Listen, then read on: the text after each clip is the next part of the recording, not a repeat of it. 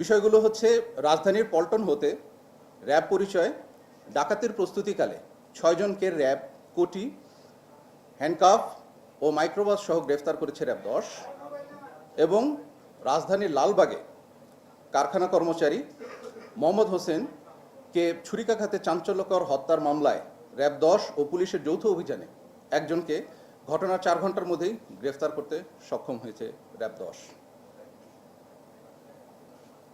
সম্প্রতি ভুয়া র্যাব পরিচয়ে সংগঠিত ডাকাতি, ছিনতাই সহ অন্যান্য বিভিন্ন অপরাধের ঘটনা বৃদ্ধি পেয়েছে। এই ধরনের অপরাধ শুধুমাত্র জননিরাপত্তার জন্য যে হুমকি তাই নয়, বরং র্যাবের ভাবমূর্তিও প্রশ্নবিদ্ধ হচ্ছে। র্যাব ফোর্সেস এ বিষয়ে অত্যন্ত সচেতন এবং এসব প্রতারক চক্রের বিরুদ্ধে কঠোর নজরদারি ও অভিযান অব্যাহত রয়েছে। জনগণকে সচেতন থাকতে এবং সন্দেহজনক কোনো আচরণ দেখলে দ্রুত আইন শৃঙ্খলা রক্ষাকারী বাহিনীর সহায়তা নেওয়ার জন্য আহ্বান জানাচ্ছি। প্রথম ঘটনাটার দিকে আলোকপাত করতে চাই, সেটা হচ্ছে গত 9 ডিসেম্বর 2025 অর্থাৎ গতকাল বিকাল আনুমানিক 16:45 ঘটিকার সময় র্যাব 10 সিপিসি 1 যাত্রাবাড়ি ক্যাম্পের একটি চৌকস অভিযানিক দল গোপন সংবাদের ভিত্তিতে জানতে পারে যে রাজধানীর পল্টন মডেল থানা এলাকায় একটি সংঘবদ্ধ ডাকাত চক্র ডাকাতির প্রস্তুতি নিচ্ছে। ডাকাত দলের সদস্যদের গতিবিধি সন্দেহজনক হলে তাদের মাইক্রোবাসটি আভিযানিক দলটি পল্টন মডেল থানা ভিআইপি রোড এলাকার থামিয়ে চ্যালেঞ্জ করে এবং মাইক্রোবাসে থাকা 6 জন ব্যক্তি নিজেদেরকে র্যাব পরিচয় প্রদান করে।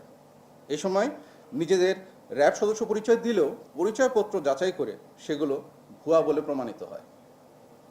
পরবর্তীতে তাদের আটক করে মাইক্রোবাসটি তল্লাশি করা হলে র্যাব লেখা 4টি কোটি, 4টি হ্যান্ডকাপ, র্যাবের ভুয়া আইডি কার্ড 5টি, তাদের কাছ থেকে ক্যাপ পাওয়া যায় 4টি, ওয়াকি টকি সেট 2টি, পিস্তলের কাভার 1টি, ব্যাটন স্টিক 1টি, অতিরিক্ত নাম্বার প্লেট 2টি, স্মার্টফোন 5টি, বাটন ফোন 4টি, এয়ারপোর্ট 1টি, হ্যান্ড গ্লাভস 1 জোড়া, হাত ঘড়ি 4টি, নগদ 2045 টাকা এবং ডাকাতি কাজে ব্যবহৃত সিলভার পার্ল রঙের মাইক্রোবাসটি উদ্ধার ও জব্দ। গ্রেপ্তারকৃত আসামিদের প্রাথমিক জিজ্ঞাসাবাদে জানা যায় যে শহীদ মাঝি, মামুন ও মিজানের পরিকল্পনা মতে আসামি মোহাম্মদ জুয়েল বিশ্বাস, মোহাম্মদ আলামিন দুয়ারি পূর্বেও র্যাব সহ আইন শৃঙ্খলা বাহিনীর পরিচয় দিয়ে দেশের বিভিন্ন স্থানে আসামি মোহাম্মদ আবুল কালাম আজাদের চালিত মাইক্রোবাস ব্যবহার করে ডাকাতি ও দস্যুতা করে আসছে।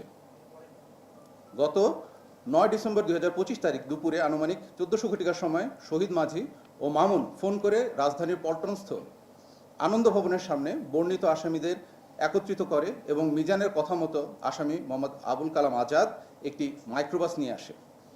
আসামিগণ উক্ত মাইক্রোবাসে উঠে এবং মাইক্রোবাসে মামুনদের দেওয়া জব্দকৃত আলামত দেখতে পায়।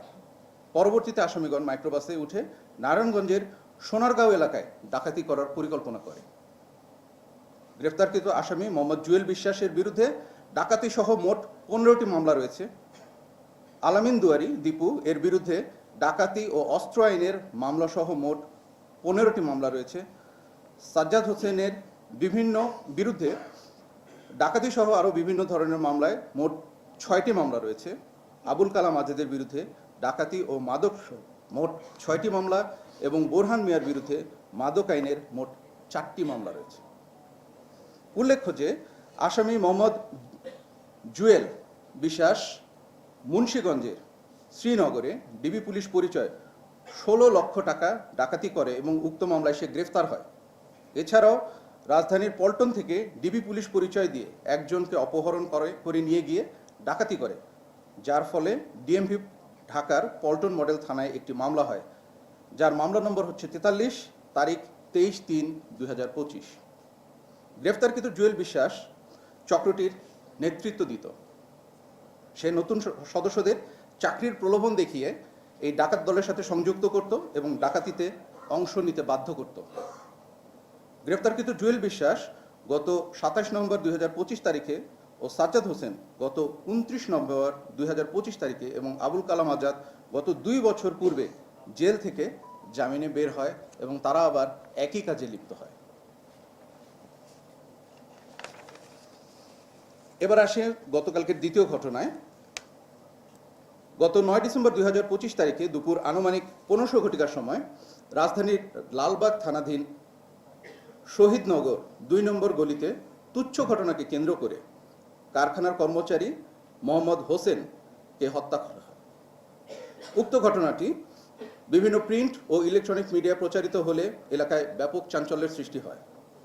উক্ত ঘটনার সাথে জড়িত আসামিদের গ্রেফতারের লক্ষ্যে র্যাব গোয়েন্দার নজরদারি বৃদ্ধি করে।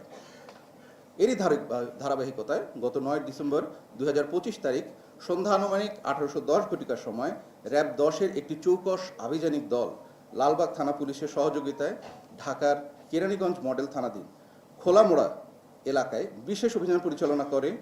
রাজধানীর লালবাগ থানার শহীদনগর এলাকায় কারখানা কর্মচারী মোহাম্মদ হোসেন 25 এর চাঞ্চল্যকর হত্যাকাণ্ডের মূল আসামি আবিরকে 4 ঘন্টার মধ্যে গ্রেফতার করতে সক্ষম হয়।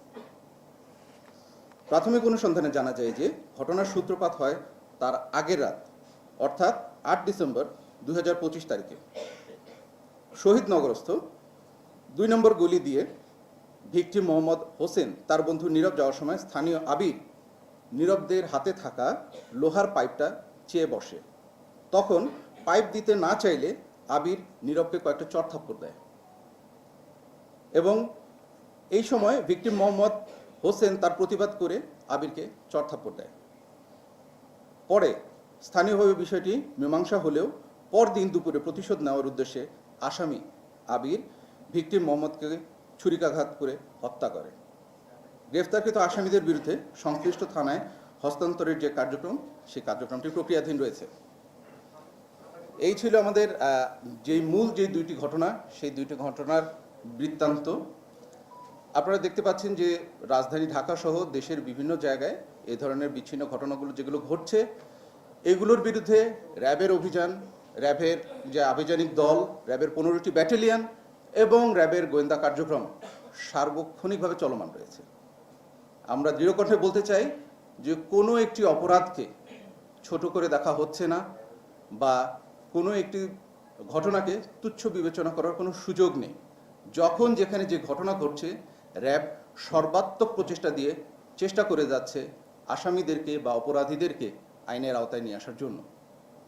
আমি সবসময় বলে থাকি, আপনারা যারা আছেন আমাদের সাংবাদিক ভাই ও বোনেরা, আপনারা হচ্ছেন আমাদের সমাজের দর্পণ।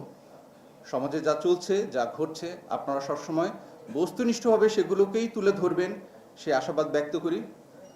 সবসময় তথ্য দিয়ে আইন শৃঙ্খলা বাহিনীকে সাহায্য করবেন সেই আশাবাদও ব্যক্ত করি।